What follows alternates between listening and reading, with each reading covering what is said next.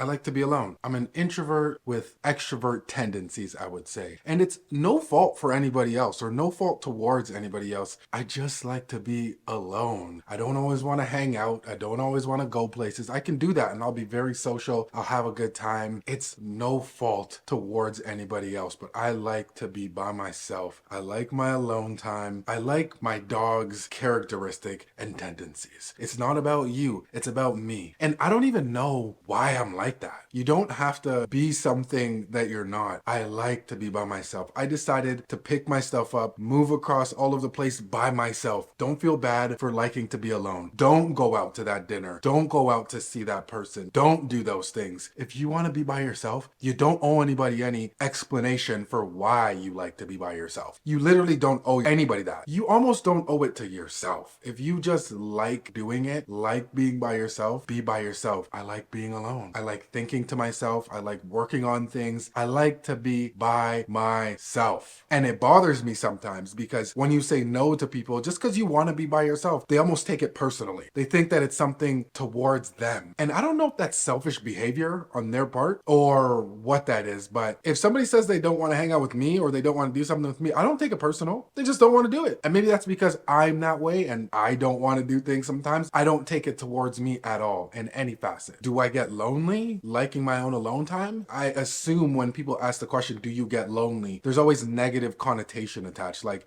it's a bad thing to be lonely. I don't really think it's a bad thing to be lonely. So if the question is, do I feel sad if I'm ever alone? Not really. Not really.